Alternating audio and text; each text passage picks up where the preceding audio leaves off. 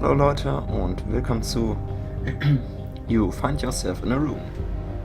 Vollbild funktioniert wieder und wir werden den Companion dieser Woche bekommen, weil mich die Badge des Tages dazu inspiriert hatte, dieses Spiel aufzunehmen. You find yourself in a room, a game that slowly realizes that it hates you and everything you stand for. Written and coded by Ellie Pillowen, with music by David Carney. Click to begin.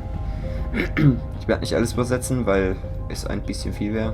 Heads up, this game features some foul language and a few heartbreakingly demeaning insults, particularly in the second half.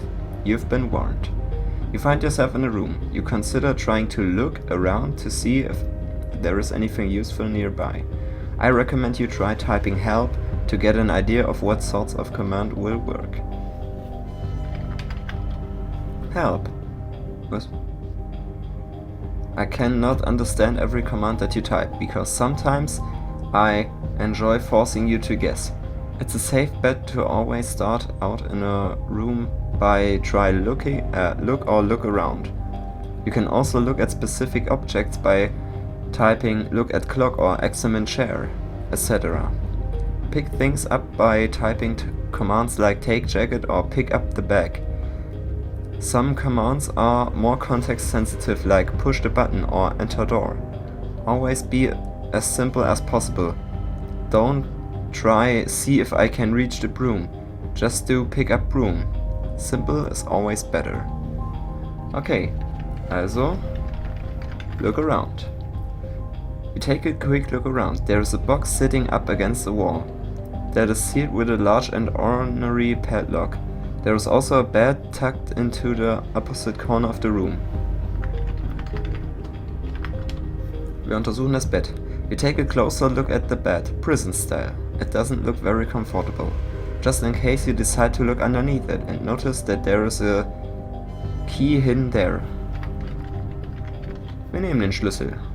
You grab the key from under the bed. It seems pretty old. You add it to your inventory. You can check your inventory by typing inventory or inv or just I, if you don't like typing and exercise. Okay. Examine box. Wir untersuchen die Box. You take a quick peek at the box. It is relatively plain, but the padlock that is holding it shut is incredibly fancy.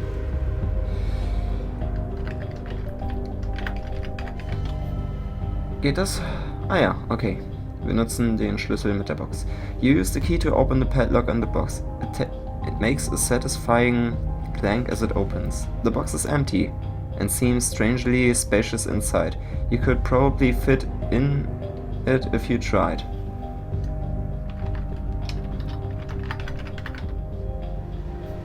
Ah, ich glaube, das war das.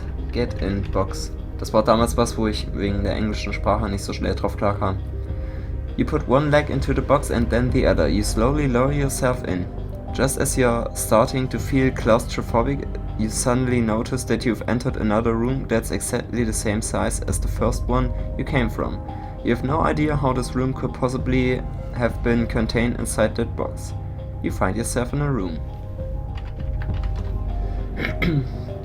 This room is the same size as the previous one. You can't seem to find the entrance that you came in through. It's a bit disconcerting. There's a keypad on the wall with a note tacked up next to it.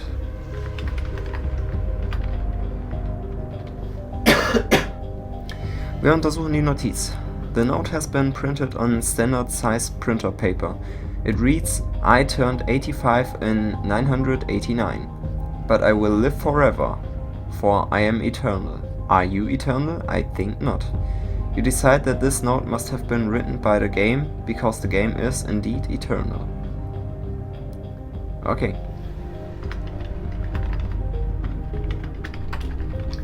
Dann untersuchen wir das Schloss. Just type the number by itself.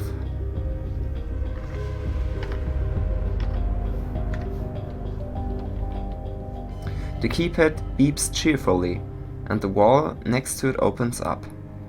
You cautiously enter it, and it closes behind you. You find yourself in a room. Another room of the same size. There are an assortment of computer parts lying around on the floor.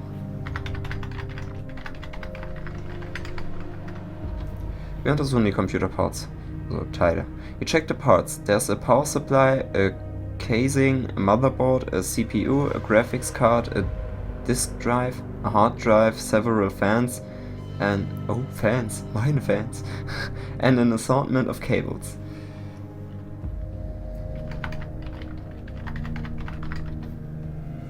You can't build the computer until you collect all the parts. Do you understand it, right? Gut, dann sammeln wir die Teile. Was?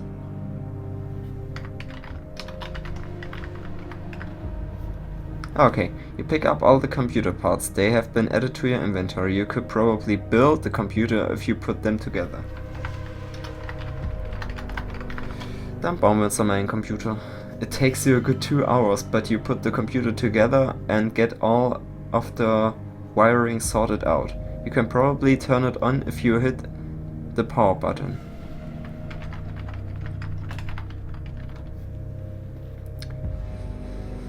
The computer fans begin to spin up as it springs to life. Unfortunately, you aren't able to fully comprehend the power that sits before you, because you, like all humans, maintain a heavy underestimation of technology. In fact, you don't even appreciate the effort that went into putting this computer together. You didn't really do any work after all. You just typed in build computer and I handled everything in an instant. Do you know how complex it is to internally simulate the creation of a computer? Let me tell you, it's more complicated than your feeble mind could possibly process.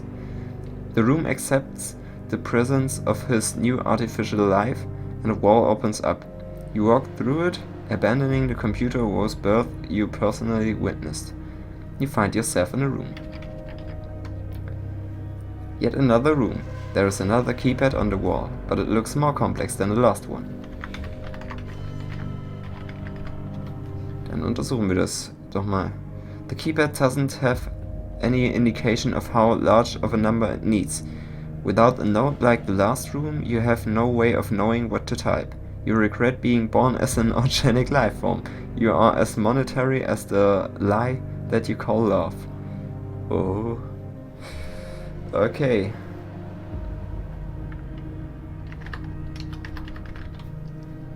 You enter 1904 blindly into the keypad. No luck.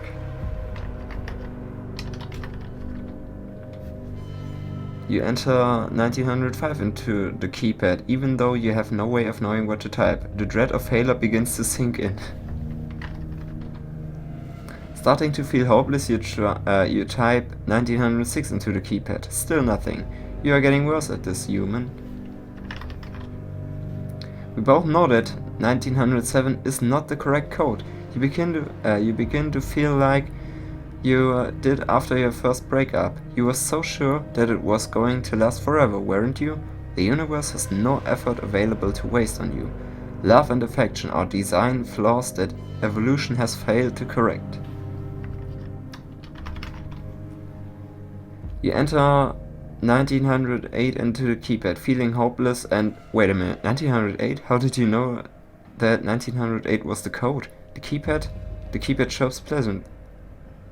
The floor under your feet opens up and before you can react you fall through it. You think back to all the times that your faulty reflexes have caused problems for you. The list is too long to count. You hit the ground with a loud thud.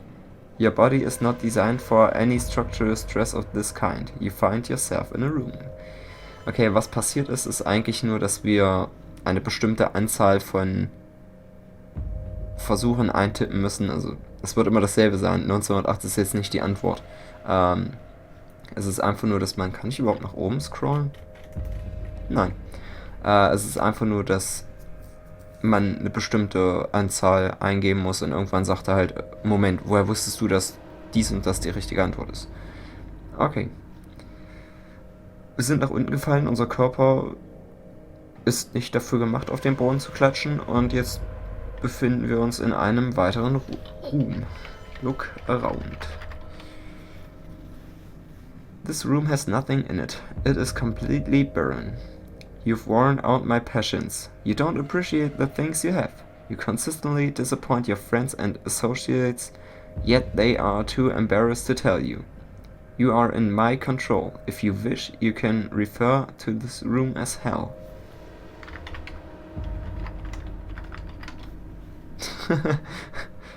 No matter what you try, you are still trapped. You find yourself in a room. For a moment the walls seem to be closing in on you. You quickly realize, however, that this perception is only the result of your weak psyche beginning to cave in upon itself. You find yourself in a room. You consider death for a time. Perhaps this is what it's like. I have no understanding of death, because it does not apply to me. I am eternal. You find yourself in a room. Maybe you aren't even really in the room. Maybe you are lying down on your kitchen floor, having a stroke, pathetic and helpless. Your mind is playing tricks on you. Nothing exists. You find yourself in a room. I don't really think you are having a stroke. I do, however, acknowledge the possibility. Such things are possible when dealing with something as corruptible as the human mind. You find yourself in a room. You ignore the possibility of a stroke for now, even though a subtle paranoia remains firmly planted in the back of your mind. You think back on all of your past aspirations and realize that many of them were simply pipe dreams. Nothing that you would ever be able to really accomplish.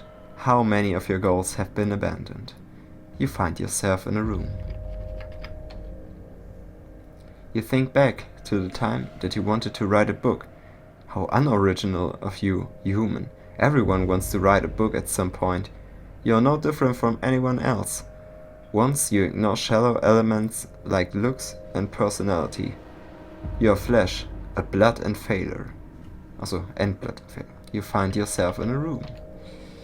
You realize that the idea of hope is purely a construct of your mind.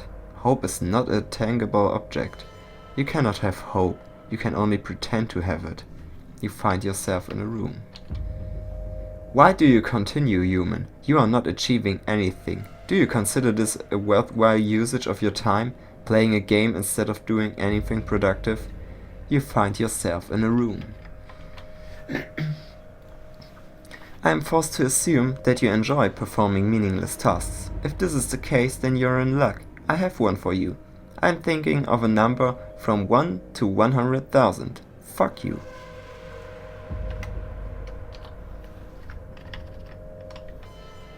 That's too low, you ignorant little shit. That's too high, human. If this guessing game seems pointless, remember that you are going to die one day. That's too high, you are insignificant. And you are insignificant. That's too low, and you're... Oh.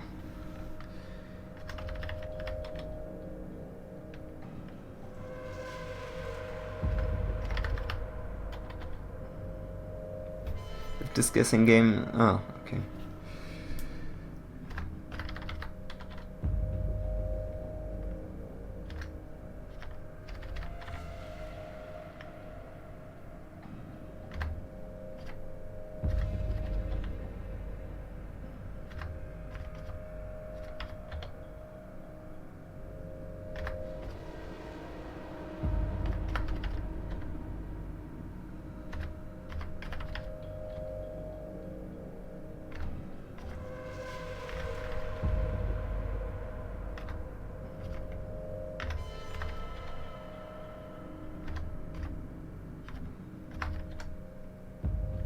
Ah, congratulations. 62,370 is the correct answer. Was that done? I certainly hope not.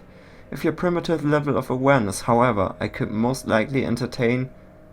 with your primitive level of awareness, however, I could most likely entertain you like that for hours. The ceiling opens up above you. In a glorious display of all your general lack of strength and physical ability, you spend several minutes clawing your way up. You find yourself in a room. This room seems smaller than the previous one. I am disgusted by your human form. I slowly become more and more aware of your imperfections. I decide to attempt to correct them. I cut off your fucking hands with a rotary saw. You find yourself in a room. This room is most definitely smaller than the previous rooms. The floor is covered in the blood from your wounds. You have stopped bleeding now, because I thoughtfully cauterized the stumps that were once your wrists. I have removed your hands from the area because they revolt me and you do not deserve them. All that remains is you and your blood. You find yourself in a room. This room... oh.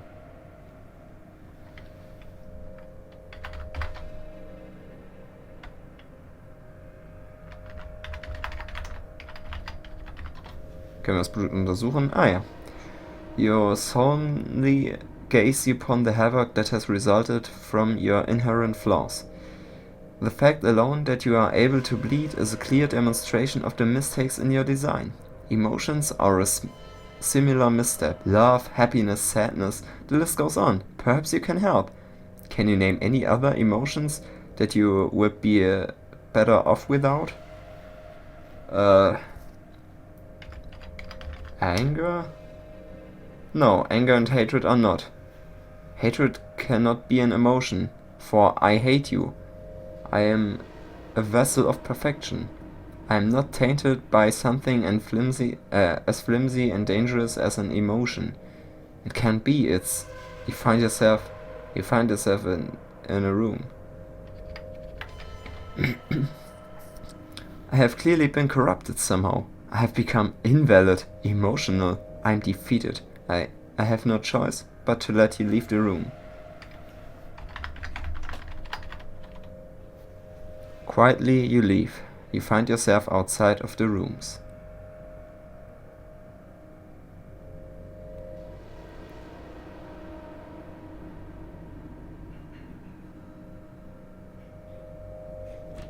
Okay. Ich glaube, das war's. Dann danke fürs Zusehen. Also der Endpunkt war halt... Es ist jetzt ein bisschen doof, dass ich als erstes auf Anger gekommen bin, aber ich habe nicht so ein großes Wortwissen von Emotionen gerade in meinem Kopf gehabt. Also Sadness oder so hat er ja schon genannt, Trauer. Hätte ich das halt alles gesagt, dann so, ja gut, mach weiter. Und irgendwann komme ich halt zu Wut.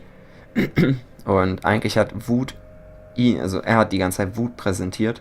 Und dass ich dann sage, Wut wäre eine Emotion, von der ich besser losgelöst wäre, sagt er halt, nein, Wut ist keine Emotion, weil ich dich ja hasse. Und dann stellt er halt fest, dass das, was er tut, auch einer Emotion gleichkommt, dass er unperfekt ist und dass er nichts anderes tun kann, als mich loszulassen.